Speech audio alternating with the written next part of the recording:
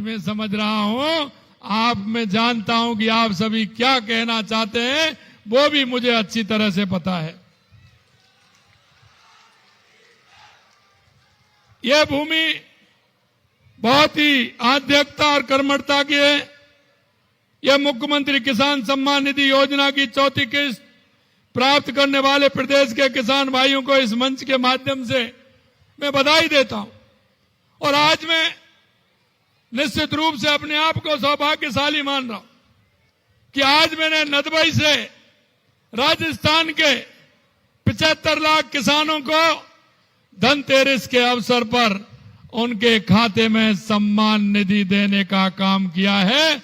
निश्चित रूप से यह सौभाग्य मिला है कि नदबई से उनको पैसा गया है। 72 लाख किसानों के खातों में 718 करोड़ रुपए आज उनके खाते में गया है। किसान केवल अन्न नहीं उपजाते बल्कि समाज के पालनहार भी हैं। किसान हमेशा अपनी थाली में नहीं, दिन रात मेहनत करके जनता की थाली में भोजन पहुंचाने का काम करता है, तो सिर्फ किसान करता है। किसान को अन्नदाता ऐसे ही नहीं कहा जाता। वास्तव में किसान अन्नदाता है।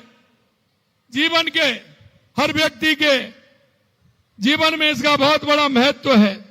अन्नदाता सिर्फ एक शब्द नहीं है, बल्कि यह समाज में किसान के सम्मान, गरिमा और महत्व को दर्शाता है।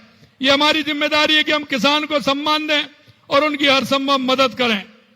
हमारे राष्ट्र के निर्माता आप भारत की आत्मा हैं, क्योंकि किसान हमेशा कहते हैं ना कि हारी हुई जंग पर कौन लड़ता है। हारी हुई जंग पर अगर लड़ता है तो मेरा किसान भाई लड़ता है, किसान भाई लड़ता है। देश के यशस्वी प्रधानमंत्री नरेंद्र मोदी जी ने उन्होंने कहा है कि हमारा किसान अगर विकसित होगा तो हमारा प्रदेश विकसित होगा, हमारा भारत विकसित होगा। हमें किसान को आगे बढ़ाना है, किसान को मजबूत करना है। और आप देख रहे हैं लगातार देश के यशस्वी प्रधानमंत्री नरेंद्र मोदी जी किसान को मजबूत करने का काम कर रहे हैं। आपने देखा प्रधानमंत्री किसान सम्मान निधि तो मिल रही है, लेकिन मुख्यमंत्री किसान सम्मान निधि भी मिल रही है। हमने कहा था कि हम इस सम्मान निधि को बढ़ाएंगे और आज हम कह सकते हैं कि 6,000 से 9,000 रुपए हमने राजस्थान के अंदर किसान को सम्मान निधि के 6,000 रुपए प्रधानमंत्री जी देते हैं और 3,000 रुपए हमारे राज्य से देने का काम हम करते हैं। प्रधानमंत्री सम्मान निधि के पौने दो साल में 70 लाख से अधिक किसानों को 7,031 करोड़ रुपए से अधिक अब तक किसानों को दिए जा चुके हैं। इसके अतिरिक्त हमारी सरकार ने मुख्यमंत्री किसान सम्मान निधि योजना के तहत 3,000 की राशि अलग दी है, जिसमें 70 लाख से अधिक किसानों को 1,355 करोड़ रुपए आपके खाते में डालने का काम किया है। इस प्रकार अभी तक किसान सम्मान निधि के तहत 70 लाख से अधिक किसानों को कुल 8,386 करोड़ रुपए से अधिक राशि का यह रिकॉर्ड है कि हमारी राजस्थान सरकार ने और केंद्र सरकार ने किसानों को दिया है। हाल ही में आपने देखा होगा प्रधानमंत्री नरेंद्र मोदी जी ने धन दान कृषि योजना, प्रधानमंत्री मोदी की दूरदर्शी सोच परिचायक है। मैं आपसे पूछना चाहता हूं मेरे भाई और बहनों, क्योंकि मुझे पता है कि किसान के पास छोटी जोत होती है, किसान के पास बड़ी जोत कम वाले होते हैं, 75 और 80% छोटी जोत वाले होते हैं। लेकिन देश के यशस्वी प्रधानमंत्री नरेंद्र मोदी जी कहते हैं कि हमको वो उपज देनी चाहिए जो कम जोत में, कम जमीन में ज्यादा उपज हो और उसका मूल्य भी ज्यादा हो। उस फसल पर हमें जाना चाहिए। 100 जिलों में माननीय प्रधानमंत्री जी ने धन दान में देश के अंदर 100 जिले लिए हैं, राज्य में उसमें 8 जिलों को शामिल किया है। 8 जिलों को शामिल किया है, जिसमें बाड़मेर, जैसलमेर, नागौर, जोधपुर, बीकानेर, पाली, जालौर और चूरू हैं। इस योजना का उद्देश्य उत्पादन बढ़ाना है। मैं आपसे पूछना चाहता हूं, अन्न पैदा कौन करता है? अन्न पैदा कौन करता है? किसान करता है। दलहन पैदा कौन करता है? किसान करता है। तिलहन पैदा कौन करता है?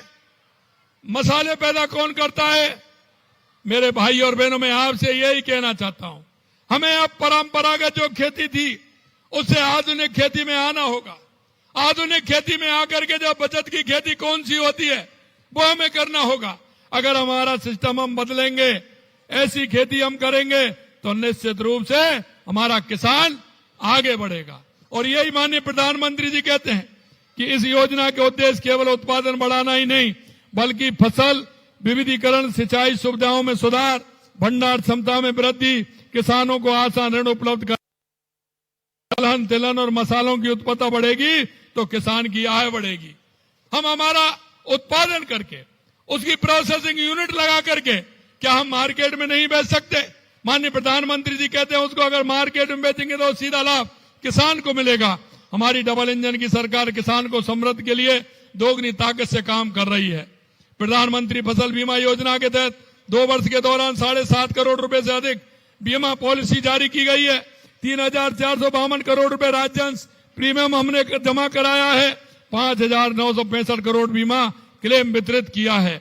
मैं आपको कहना चाहता हूं, आप फसल का बीमा कराइए। पहले जो 50% खराबे पर मिलता था, अब 33% खराबे पर मिलता है। पहले तहसील इकाई होती थी, अब हमने गांव को इकाई बना दिया। अगर किसी गांव में फसल खराब हुई है तो वो भी उसमें सम्मिलित किया जाएगा।